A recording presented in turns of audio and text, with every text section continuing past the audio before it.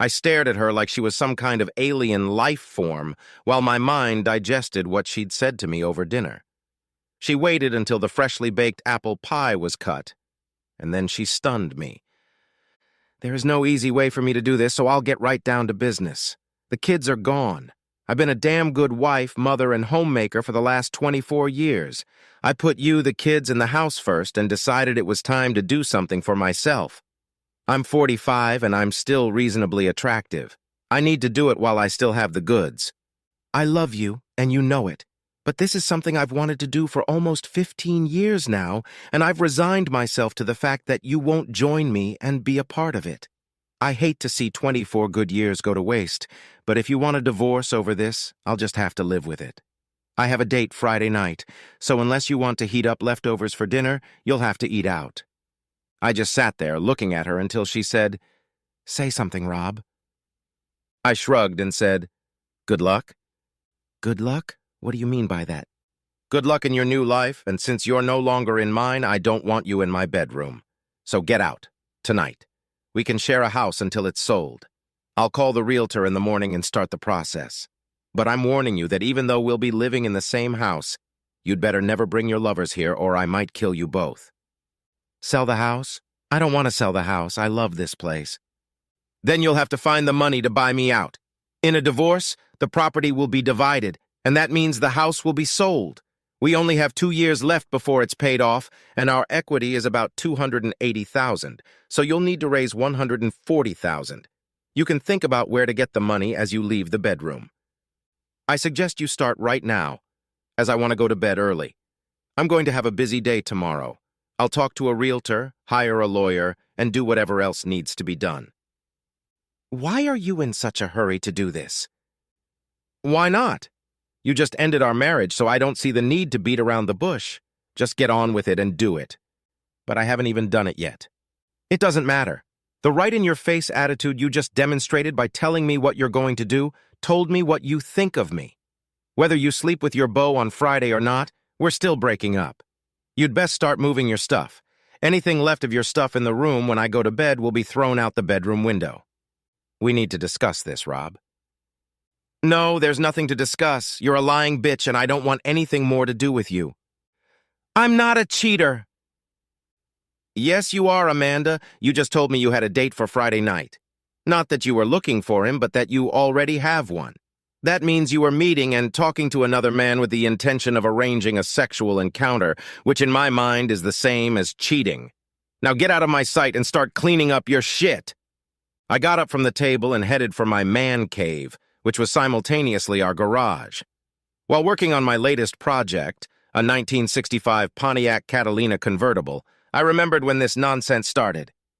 It was about 15 years ago, all because of who I was and what I did before I got married. In high school, I was a real troublemaker. Pauline French took my virginity on my 18th birthday, and I loved it.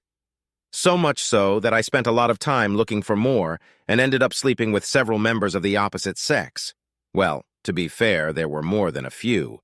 I was a typical fuck 'em and dump 'em type asshole until I got to college, and a couple girls took it upon themselves to cure me of my bad habits. I screwed and dumped them both, and they got together and had a crusade to make sure it didn't happen with other girls. If they saw me with a girl, they immediately went over and told her about me. By my senior year, word of this spread, and I couldn't get a date to save my life. During my first year of senior year, I met Amanda Martin and fell head over heels in love with her. She wanted nothing to do with me. "I was told what kind of guy you are, and I know what you want, and it's not going to happen." I kept trying until one day she said, "Should I call the police on you and file a complaint? As far as I'm concerned, you're stalking me. Do I need to get a restraining order against you? Leave me alone for the last time. I don't want anything to do with you. I'm not going to be another notch on your bedpost." I got the message and finally realized what my attitude towards girls had cost me. For the rest of my senior year, I didn't go on any dates and was torn apart every time I saw Amanda. Graduation came and I went to work for Athena Group in their marketing department. It's not bragging to say that I was a good-looking guy and in pretty decent shape, and I caught the eye of several single girls who worked in my department. Truth be told, a couple of married ones showed interest, too. None of them knew my reputation, so you could say it was a rich environment for someone like me. But somewhere along the way, a funny thing happened. I didn't use it to my advantage. I guess the easiest way to explain it would be to say that I had grown up, and when I was in my senior year of high school, I realized that I was never going to have a serious relationship with a girl like Amanda unless I changed my habits. God knows I really wanted that relationship with Amanda. A year went by, and although I went on dates a lot, I was largely on my best behavior. I did get into a friends with benefits relationship with a girl, and it lasted about 6 months and ended when she took a job in another state.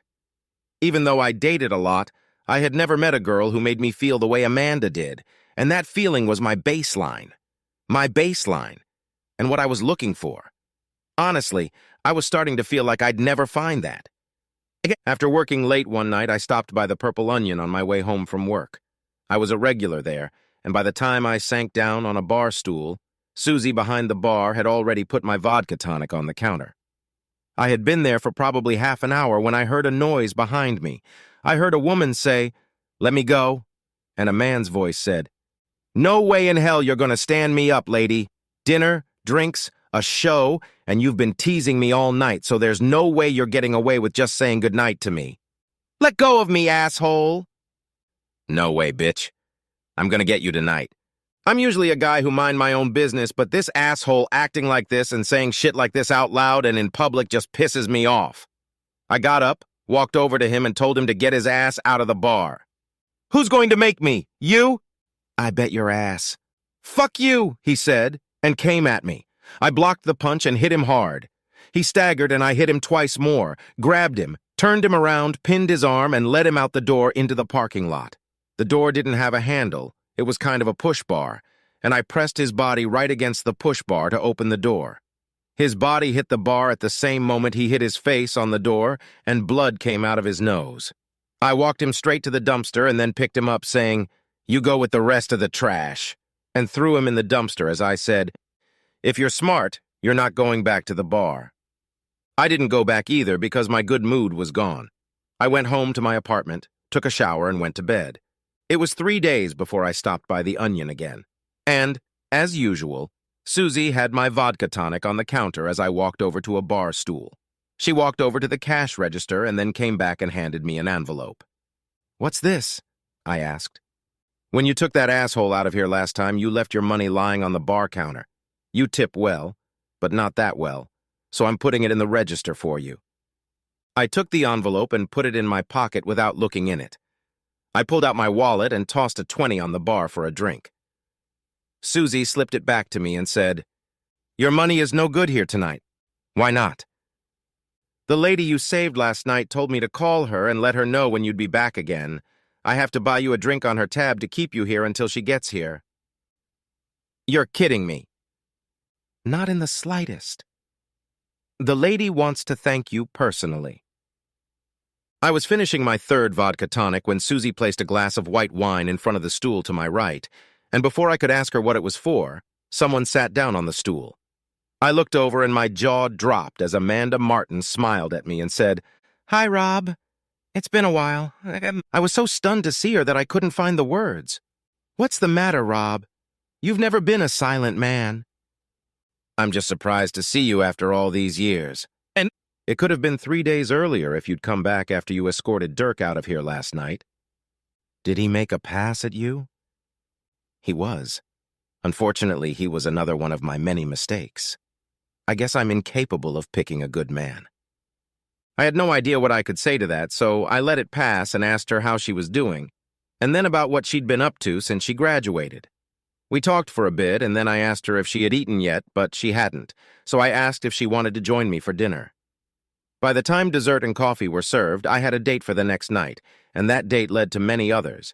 And 6 months later, I asked Amanda to marry me, and she said yes. Amanda lay in our marriage bed a virgin, a fact that was to have a major impact on our lives in the future. A year after our wedding, Jason William joined us, and a year and a half later, Amber Marie became a member of our family. We had been married for 5 years when Amanda struck me with one of the questions that are known to strike fear into a husband's heart. "You know I love you, right?" "Of course I do." And you know I would never do anything to hurt our marriage, right? Don't go around Amanda. Lay it on me. Yet, you know that I came into our marriage a virgin, right? Get to the point, Amanda. You had so many experiences before we became a couple, so I know you had a wide range of experiences. I always wondered what I was missing by remaining chaste until my wedding. I just sat there and stared at her in silence as she continued. Do you remember Sally Stiles? I remembered. She was one of the girls Amanda had socialized with in college, and I knew they kept in touch. I nodded in agreement. Well, Sally and I talk a lot, and she told me about her sex life with her husband, Ralph. I confessed that you were the only man I ever had sex with, and admitted that I was curious about what I was missing out on by staying a virgin. So, what's this all about, Amanda? I don't know how to say this, Rob. Say what? I'm afraid you'll take it the wrong way. Take what wrong? I'd like to meet another man. You've got to be kidding me. Just hear me out, Rob. I love you, and I'm perfectly happy with you and our marriage. I just want to see what sex with someone else is like. No love or affection, just the physical act is all I want to experience, and I don't need to go out and try to pick someone up at random. Sally and Ralph belong to a swingers group, and she said she and Ralph would recommend us. All members are tested every 2 weeks, so it's safe. We'd do it together. It would give you a chance for a little variety and allow me to satisfy my curiosity. You must be out of your mind if you think I'd agree to something like that. It was a good time to satisfy your curiosity before you got married, not during it. My answer is to tell you to stop talking to Sally and letting her fill your head with garbage. All I wanted to do was... No, not just no, but a bloody no. Just drop it, Amanda. I don't want to hear any more about it. For the next couple days, the house was a little chilly, and then it was back to normal. But when I told Amanda I didn't want to hear any more about it, it apparently didn't get through to her. She brought it up a couple times over the next few years, and always when we were drinking and partying at parties. Typical was the evening of her 38th birthday. I took her out to dinner, and then we went out drinking and dancing. A few drinks and dancing until late into the night. And when I felt in love and started fondling her on the dance floor, she pointed to a couple and said, "She is certainly sexy. Wouldn't you like to try her?" She was definitely a sexy-looking lady, and if I was single, I would definitely be interested. And then Amanda said, "And he's not that bad either. Maybe we could meet up with them." I knew she was fishing again, so I just said, "No need. I already have the one I want for tonight." This has happened 3 or more times over the years, and while I can't prove it, I know that at least some of them weren't accidental. I discovered this one evening when Sally and Ralph came in and sat next to a couple that Amanda was trying to get me interested in. I had not the slightest doubt that they were swinger friends of Sally and Ralph, and that Amanda knew who they were and was hoping I would take the bait. The only thing I took away from the evening was the thought that I needed to watch Amanda more closely. She was still friends with Sally, and Sally had to introduce her to the couple to know who they were. And if she was socializing with swingers like this, what else could she be doing? Every once in a while, she'd stop by for a drink with the people she worked with, and every now and then she'd have a bachelorette party. I really didn't think she was cheating on me yet, because everything I'd heard about swinging groups said they didn't accept singles. I didn't think Amanda would pick up some guy to go out with as a couple. I mean, why would she do that? If she hooked up with a guy, she wouldn't have to go to a swingers group to get the experience she wanted, would she? This all happened on the day of Amanda's 39th birthday. I asked her what she would like to receive as a birthday present, and she said, "I want you to let me sleep with another man, just once. I only want to try it once, and I'll never ask for it again." I'll tell you what I'll do, Amanda. On your birthday, I'm going to meet with a lawyer, fill out the paperwork, and file it for you. Once we're divorced, you can sleep with all the other men you want and get the full experience. That's the last time I want to hear that shit. Let me be perfectly clear. The only way you can have fun with another man without me throwing you out with the trash is if we get divorced or I die. Remember that well in your head. I'll even go one step further to make it as clear as possible. If you ever bring me to this shit again, I will divorce your ass and let you go have all the fun you want. I believed I had finally gotten through to her because she never brought it up again. Until the night she told me she was going to do it, whether I liked it or not. The next morning, I actually met with a realtor and an attorney. It would be a 50-50 meat cut and dried in half. Amanda made as much money as I did, so there was no child support, and the kids were grown and gone. Perhaps the only thing we would have to fight about would be who took what out of the house. I don't believe Amanda knew what she had set in motion until she came home from work Wednesday night and found the for sale ad on the pole in our front yard. And it really got to her when she was handed the divorce papers at work on Thursday. She was furious. She was absolutely furious when she came home Thursday night and lashed out at me for notifying her in front of her co-workers. "Quite appropriate," I said. "What the hell do you mean by that?" "I can pretty much account for your time, so if you were talking about dating a man, I assume you must have been doing it at work. So it seems appropriate to me that since the breakdown of our marriage started at your workplace, that's where you should be notified." "Nothing started at work?" "It doesn't matter. What needed to be done was done, and as far as I'm concerned, now that you've been notified, you can go and sleep with other guys all you want."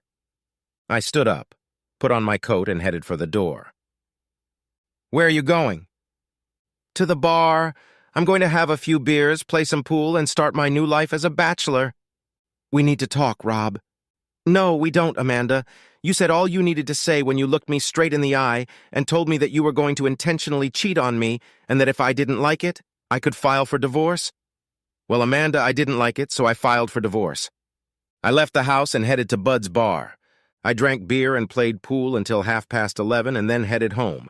Amanda was already in bed, and she was still in her room when I left for work in the morning, so I didn't know if she was dressed for a date or if she had brought a change of clothes to work with her. After work, I stopped by the Village Inn for dinner, and when I got home at 7, I was surprised to see Amanda's car in the garage. I assumed she must have come home and changed her clothes after work and that her beau had picked her up here at home. The guy must have balls the size of basketballs if he could do that, knowing I could be there. With that thought, I walked into the house and found Amanda sitting at the kitchen table with a glass of wine in her hands. There was no lack of sarcasm in my voice when I said, "Date's over, all set. Was he that worthless?" "Fuck you, Rob. There was no date. There was never a date. I made the whole thing up." "You did? That's great. Like I'm going to believe it." "I've wanted to do this forever, Rob, and I felt that if it was going to happen, it had to be done while I still kept my looks. Sally told me that I should just tell you that I was going to do it, and that you wouldn't want to lose me, so you'd go along with it. I told you a long time ago to stay away from that stupid bitch, but oh no, you couldn't listen to me and listen to her instead. How do you do that?" "It's not funny, Rob. This is out of control. You need to call your realtor and get the house off the market. Call your lawyer and stop this divorce nonsense." "Why would I want to do that? I just told you there was no date. The whole thing was a bluff to try to get you to agree with me on what I wanted." "There's a little problem with that, Amanda." "What?" "I don't want to believe you. My guess is that you didn't expect me to take a hard stance, and when I did, it shocked you, and now you're trying to minimize the damage. You probably called your beau and excused yourself, and now you're trying to save your marriage. I'm not buying it. You might as well call your beau back and tell him it's okay after all. Before you go, make sure your room is cleaned up, just in case you're not home by 9 in the morning. At 10 o'clock, a couple will come over to look at the house. Good night. Have fun on your date. I really hope it was worth what it cost you." She started crying as I left the room, and there was once a time when it would have made me want to rush to her and put her in my arms and comfort her. But that was before. As I climbed into bed, I really wondered if Amanda was telling the truth. It was possible, but I couldn't be sure. And that was killer. The fact that I couldn't be sure. Then a thought popped into my head. It was a little over the top, but it could work. It was a risky move, but it wouldn't cost me anything to try. I stood up and pulled out my cell phone. Since Amanda was spending so much time with Sally, I had Sally on speed dial in case I needed to contact Amanda. I called Sally, and when she answered, I told her I needed a big favor. "Can you text Amanda without blowing off her date?" "She canceled the date. She should be home talking to you." "Oh, I'm not home yet. Then I guess I better hurry up." I passed out and went to bed. So much for Amanda's story that it was all a bluff. In the morning, I made my bed and cleaned up my room. When I got to the kitchen, Amanda was there, and it didn't look like she had a good night. She had actually made coffee, so I poured myself a cup. Is everything okay in your room? I asked. Yeah. You're not really going to sell the house, are you? Of course I am. I don't want a divorce, Rob. Please. This whole thing was a big mistake. I don't want a divorce. That's what you don't want, Amanda. What about what I don't want? I told you over and over that I wasn't going to share you with another guy, and I told you countless times that I didn't want to hear any more of that crap. Did I get what I wanted, Amanda? No, I didn't get it. You keep bringing it up, even though I keep telling you I don't want to hear it. There's no reason to give you what you want when I can't get what I want myself. I won't do it anymore, Rob. I promise I won't do it again. You probably won't, but that won't stop you from wanting to do it. And I believe that with the thought in your mind that you need to do it while, as you put it, you still have the goods. You're still going to talk to Sally and listen to her stories about how great it is to meet sex with different men, and you're going to do it. You're going to decide that since you can't make me go with you, you're going to do it without telling me. I'm going to catch you, and then I'm going to go to jail for what I'm going to do to the guy you cheated with. When I get out of jail, I will divorce you for being unfaithful. Since the divorce is going to happen anyway, it would be better if I do it now because of irreconcilable differences and not go to jail. I would never do that to you. Yes, I do want to do it, but only if it's okay with you. That's why I keep bringing it up. I figure once you realize that I really, really want to do it, you'll let me. That's stupid thinking on your part, Amanda. Have I ever, even once in the last 15 years, given any sign of softening my attitude? I have not. It will never happen with my approval, and I believe you will realize that, and when you do, you will go ahead and do it, thinking it will only be a one-time thing, and you can hide it from me. The problem is, you won't be able to do that. I know you too well, Amanda, and I can tell when you're trying to force something on me. For example, you told me the date story was a bluff, and I could tell you were lying. You really did have a date. You thought that once you gave me your ultimatum, I would accept it because you knew I loved you and wouldn't want to let you go. I surprised you when I said okay and I'll file for divorce. Suddenly you realized you were wrong in your assumptions and that I was going to let you go. So you canceled your date and started repairing the damage. Deny it all you want, Amanda, but you can't fucking lie. I could tell you were lying through your teeth when you told me the date story was a bluff. You did have a date. I know that, and I'm tired of this shit, so I'm letting you get what you want, but there's a price for letting you do it, and that price is divorce. As far as I'm concerned, now that you've been notified, you're free to do whatever you want. Have all the other men you want, Amanda, because your marriage to me is over. So is your room ready for viewing? No, it's not, and it's not happening. I'm taking time off work, and the kitchen isn't going to look so great either. I'm going to bake a lot of baked goods today, and you know what a mess that can turn out to be? Plus, I'll walk through all the rooms with them and point out any imperfections. I might even mention that we haven't gotten the roach problem under control yet. I guess I can't stop you from doing that. But if you do it knowing what it will cost you. And what would that be? I'd move out. I'd stop making payments on the house and stop paying utilities. Eventually, the house would be foreclosed and we would lose the house and your portion of what we could have gotten on the sale. The other option is that you extinguish the house payments and pay for light, gas, water, and phone. Frankly, I don't believe you can do that on your paycheck alone, but it's something you'll have to decide. I got up from the table, poured coffee into my travel mug, and said, I'm off to work. I'll call the real estate agent this afternoon and see how the showing went. If he tells me you tried to sabotage the sale, I'll make the necessary calls to transfer the utility payments into your name and allow you to make the next payment on the house, which is due next Wednesday. Damn it, Robert! Can't you get it into your hard-headed head that I don't want a divorce? Can't you get it into your fat head that I don't give a shit what you want or don't want? I didn't give a shit about what you wanted when you looked me straight in the eye and told me you were going to do it and that if I didn't like it, I could get a divorce. That was the end of our marriage, Amanda. You gave me a choice, and I chose divorce. She looked at me with a grim expression on her face as I left for work. At 1 p.m., I called my friend Mark. How'd it go? She kept to herself. Was the room she was using available for viewing? Neat as a pin, even the kitchen. My brother loved the house. He almost wishes it was actually for sale. If our plan doesn't work out, it probably will. My cousin and his girlfriend are going to look at it tomorrow, and my sister and brother-in-law the day after tomorrow. After your cousin watches it, I will tell her that you called me with a proposal. Do you really think that's going to work? I hope so, but if it doesn't, I'll at least give it a try. When I got home from work, Amanda was sitting on the living room couch reading a book. When I walked in, she put the book aside and asked, "Should I make dinner, or are you going out again tonight?" "If you're going to cook for yourself, I'll stay home, but if you're going to cook just for me, I'll go out.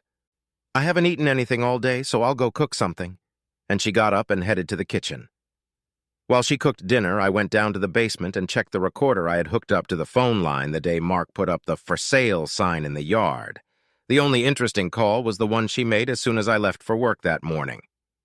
Hello? Hi. It's me. He just left for work." "Any change?" "No, I think he's really going through with it. The realtor's bringing someone over to look at the house this morning." "I don't know why you're so upset about this.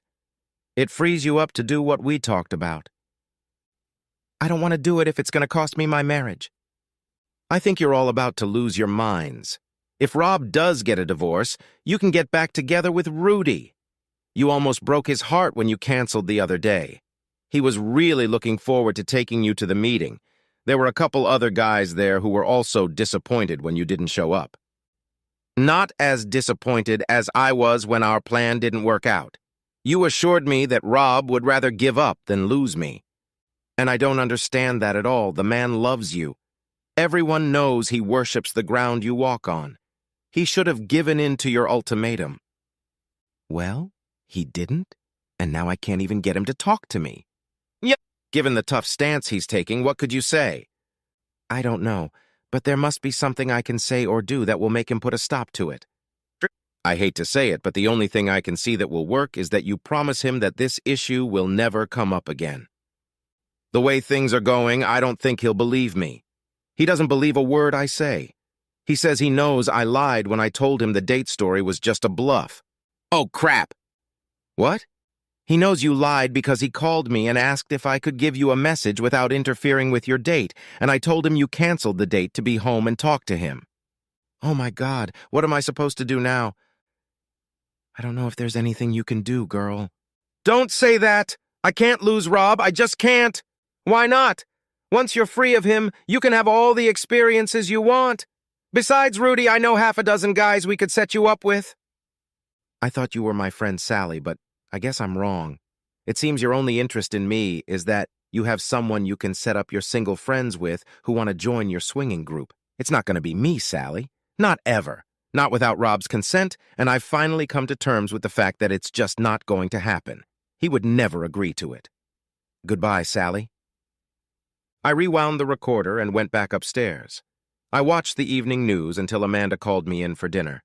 We ate in silence, and it wasn't until Amanda got up to start cleaning up that she spoke. "I don't want a divorce, Rob. What do I have to do to get you to give up the divorce and take the house off the market?" "It doesn't matter, Amanda, because you can't do that." "How do you know that?" "Because you've had 15 years to do it, and you couldn't do it. There's no reason to believe you can do it now." "What? Put an end to this other man nonsense.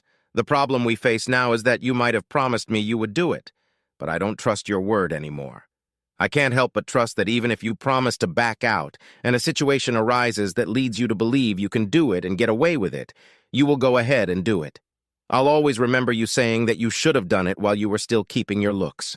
And then there's the fact that you already lied to me about the date." "No, Amanda, I just can't imagine that happening." "You might want to start looking for a place to live. I was talking to a real estate agent this afternoon, and the couple looking at the house seemed to really like it. He thinks they're going to make an offer." "It's just so unfair. I don't want to lose this place." "You don't have to lose it. You can always buy me out and keep the house, and how is that unfair? You're getting what you said you always wanted. Now you have the freedom to meet another man or men. You should be happy." I got up and left the table. When I got back to the house, after spending a couple hours in the Pontiac, Amanda was in her room, so I went down to the basement and checked the recorder. There was nothing interesting on it, so I rewound it and went to bed. I set my alarm for 5 and then passed out. I was up and out of the house before Amanda even left her room and stopped at the cafe for breakfast. I had had an extremely busy day and didn't have much free time to think about the situation with Amanda. That evening, I decided to have dinner somewhere out of the house, and after eating, I stopped by Bud's bar for a couple beers and a game of pool. I left at about 11:15, and when I got home, the lights were out and Amanda's car was in the garage, so I assumed she had gone to bed. I checked the recorder and found only one interesting call. Cell phone rings. Hello? Evening, girlfriend. What do you want, Sally? To get your good reputation back. How? Is there another single guy who needs someone to get him into your swinging group? Don't be like that, girlfriend. We were friends long before I met Ralph and was involved in this scene. And let's not forget that you're the one who's always prying me for more information about what Ralph and I do. Chuckles. Okay, you made your point. The reason I'm calling is to see if you can have lunch with me tomorrow. I think I have a way for you to get Rob to drop the divorce. What is it? I'll tell you over lunch. I'm still working out the finer points of it. Sarducci's at noon okay with you? I can be there. Don't panic if I get there first, and when you get there, you'll see me sitting with a guy. I'm not trying to set you up with anyone, but if my plan comes to fruition, we're going to need him. Gotta run. I'll see you at noon. I fell asleep trying to make sense of the fact that Sally was trying to help Amanda save her marriage. Sally doesn't even like me, and never has. Of course, the fact that the feeling was mutual might have had something to do with it. I was up and out of the house in the morning before Amanda got up, and I had plenty of free time during the day to ponder Sally and Amanda's lunch date. Did Sally really have an idea that would help Amanda, or was lunch just a ploy to try to get Amanda into the swinging scene? I decided to go straight home and not eat lunch at a restaurant somewhere or stop in for a beer after work. No sooner had I made that decision than I got a call from Amanda asking if I would be home for dinner, or if I would be late again. I told her I would be home around my usual time. When I got home, dinner was ready and Amanda had set it on the table. Conversation was minimal and pretty much boiled down to, please pass the mashed potatoes, or would you like some more green beans? After we ate, but before we cleared the table, Amanda slid an envelope across the table to me. When I reached for it, Amanda said, I got a call from Sally last night, and she told me that she had an idea about how I could possibly save our marriage. I met her for lunch, and she had a man from her swing group with her, but he was there as a paralegal and notary. Sally explained her idea, and I agreed with her, and Abe, the paralegal, left us and came back 20 minutes later with the document you are holding in your hands. I signed it, and he notarized my signature. All you have to do is read it and then sign where it says, I accept this agreement. What if I don't accept it? Why wouldn't you? It gives you everything you said you wanted, and then some. I opened the envelope, pulled out the document, and read it. It was essentially a legally enforceable post-nuptial agreement that stated that if Amanda violated any of the provisions of the document and it resulted in a divorce, she would leave the marriage leaving nothing but her personal property. The two main provisions were infidelity and any attempt on her part to get me to join her in sexual relations with others. I took a pen out of my shirt pocket and signed on the line that read, I accept this agreement. Amanda then said, there is one thing that is supposed to happen that the document doesn't mention. What is that? I asked. It doesn't take effect until we make love, and she started unbuttoning her blouse.